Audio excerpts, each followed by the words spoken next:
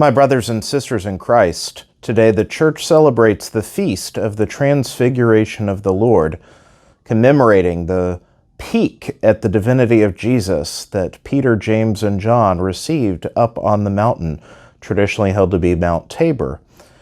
In yesterday's Gospel, we heard from the Gospel of Matthew, the confession of St. Peter, as he confesses that Jesus is the Christ, the Son of the living God. And in that same Gospel accounting, we hear that immediately afterwards, after his great confession of faith, after being told that he is the rock upon which the church will be built, that he will receive the keys to the kingdom of heaven, immediately Jesus shifts to talking about his passion that will be coming, that he will go to Jerusalem, he will suffer and be killed. And Peter immediately denies this, saying this can't happen, and how quickly the tables turn as Jesus says, "Get behind me, Satan. You are thinking as human beings do and not as God does."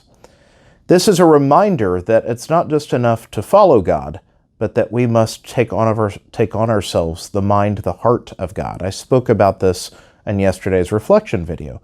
But today, in the Feast of the Transfiguration, from the Gospel of Mark, we hear what happens almost immediately after the events at Caesarea Philippi. After the confession of Peter, after Peter has denied that nothing like this could happen to Jesus, Jesus takes them up the mountain and there is transfigured. In a sense, he reveals a glimpse of his glory.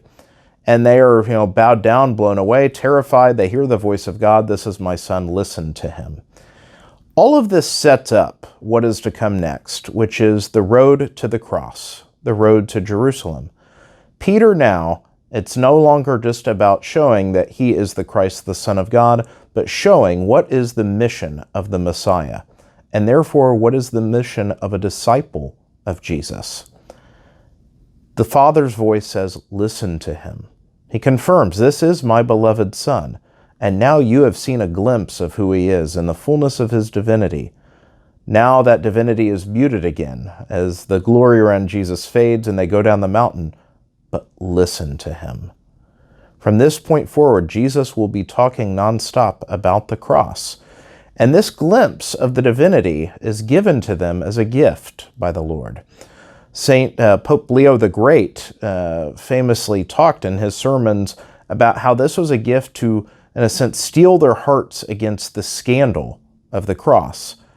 When Jesus says not to tell anyone until after the resurrection, we're told later that they remember this after the resurrection, because at the time of the Passion, no matter how much Jesus tells them in advance, they're stunned. We know that they flee from the Passion, from the cross. They run, they're disheartened, they see everything is lost, when in fact it's the fulfillment of the mission of the Messiah. But after the resurrection, then they remember, yes, he talked about this was going to happen, and more so, it's not that we misplaced our faith. He showed us who he was. He showed us his divinity.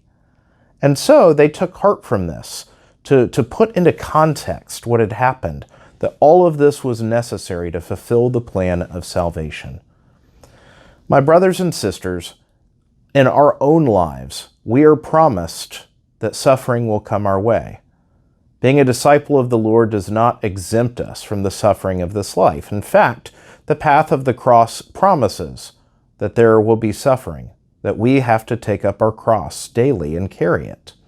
But the great moments in life, the wonderful consolations we receive, the moments of profound intimacy with God, are these moments, just like Peter, James, and John receive on the mountain.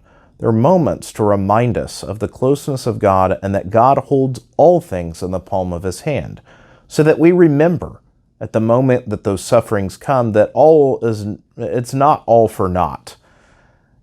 It is a moment of suffering. And yet, the resurrection is what everything points to. We are promised life abundantly and life everlasting in Christ, and so, as his disciples, we carry the cross. And in the midst of the suffering, we remember that the Lord is with us, that he is God, and that he reigns supreme, and that this too shall pass.